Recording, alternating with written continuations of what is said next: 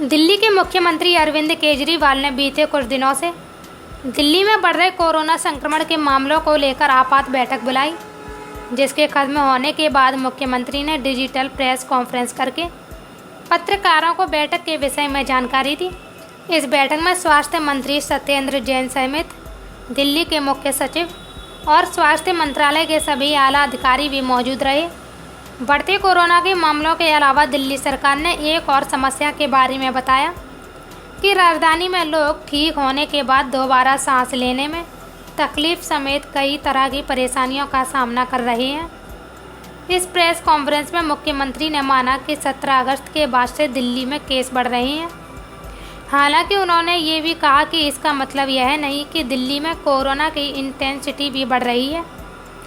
उन्होंने बढ़ रहे केस पर चिंता व्यक्त की और कहा कि इसे ज़्यादा बढ़ने नहीं दिया जाएगा। सीएम ने आने वाली कोरोना की रिपोर्ट के बारे में जानकारी देते हुए कहा कि बीते 24 घंटे में दिल्ली में कोरोना के 693 केस सामने आए हैं। इसलिए देखा जा सकता है कि कोरोना के मामले बढ़ रहे हैं। केजरीवाल ने बताया कि दिल्ली में अगले हफ्ते से 20,000 की बजाय 40,000 टेस्ट किए जाएंगे, जिससे ज़्यादा से ज़्यादा लोगों के संक्रमण के बारे में पता चल सकेगा। केजरीवाल ने प्रेस कॉन्फ्रेंस में बताया कि अस्पताल से ठीक होकर लौटने के बाद भी लोगों को सांस की समस्या आ रही है। सरकार के मंत्री सत्येंद्र जैन भी अस्पताल से लौटे तो उनको समस्या आई। कुछ लोगों की मौत भी अस्पताल से लौटने के बाद हुई। इस वजह से घर पर इलाज के लिए ऑक्सीजन की व्यवस्था की जाएगी। अस्पताल से ठीक होकर आने वालों को किसी तरह की परेशानी होती है तो घर पर ही ऑक्सीमीटर के साथ ऑक्सीजन की व्यवस्था की जाएगी। अस्पताल के चिकित्सा अधीक्षक डॉक्टर सुरेश कुमार के अनुसार रोजाना 40 से 50 नए मरीजों को भर्ती किया जा रहा है, जबकि हाल ही में यह संख्या घटकर 20 से 25 पर आ गई थी। हालांकि जो नए मरीज भर्ती हो रहे हैं उनमें से ज़्यादातर नोएडा, गुड़गांव और बुलंदशहर जैसी जगहों से आ रहे हैं। बाहर से लोग आकर यहां इलाज करवा रहे हैं, जिसके चलते दिल्ली में दोबारा से संख्या बढ़ रही है। लगभग पिछले 1.5 महीने से दिल्ली के अंदर कोरोना की स्थिति पूरी तरह से नियंत्रण में है। कोरोना के केसेस में कमी आ रही है, डेथ में काफ़ी कमी आ रही है और भी जितने रिकवरी रेट काफ़ी ठीक हो गया है। लेकिन पिछले कुछ दिनों से कोरोना के केसेस में थोड़ी बढ़ोतरी नज़र आ रही है। हमें स्थिति को ज़्यादा खराब नहीं होने देना। जैसे 17 अगस्त के बाद से हम देख रहे हैं कि कोरोना के केसेस 1200, 1300, 1400 इसके आसपास घूम रहे हैं। बीच में हजार से भी कम भी हो गए थे, लेकिन अब 1200, 1300, 1400 के करीब घूम रहे हैं। और कल जो है शाम को जो रिपोर्ट जारी की गई, कल शाम को, वो परसों की रिपोर्ट थी, परसों के केसेस की। उसमें 1,500 से ज़्यादा केस थे, 1544 केस थे कल वाली रिपोर्ट में। और आज शाम को जो रिपोर्ट जारी की जाएगी, जो कि कल के केसेस हैं, उसमें 1693 केसेस हैं। तो थोड़े से केसेस बढ़े हैं। बाकी सभी पैरामीटर्स ठीक हैं। तो कोरोना की इंटेंसिटी बढ़ रही है ऐसा नहीं नज़र आ रहा। रिकवरी रेट दिल्ली में 90% से ज़्यादा है आज की डेट में। मौत के अगर आंकड़े देखें तो लगातार मौत दिल्ली में जो कोरोना से मौत हो रही थी उसमें लगातार कमी आ रही है। और केवल अगर अगस्त के आंकड़े देखें, केवल अगस्त के, तो डेथ रेट दिल्ली में 1.4% पहुंच गया है अगस्त के महीने में, जो कि पूरे देश के अंदर सबसे बेहतरीन है। और डेली बेसिस पे जो मौत हो रही हैं वो भी 20 से कम है, कई दिन तो 10 से भी कम है। उन्हें जीरो भी करना है, उसके लिए भी हम लोग लगे हुए हैं। ये काफ़ी मेहनत कर रहे हैं कि एक भी मौत नहीं होनी चाहिए। लेकिन एक वक्त ऐसा था जब 100 से ज़्यादा मौत हो रही थी, आज 20 से कम है और कई बार 10 से भी कम मौत हो रही हैं। अस्पतालों के अंदर बेड्स अगर देखें तो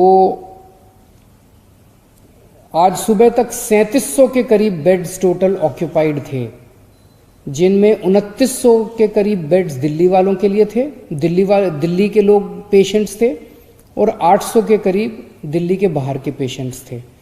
तो अगर 2900 पेशेंट्स दिल्ली के थे तो पेशेंट्स की संख्या भी अस्पतालों में नहीं बढ़ रही है।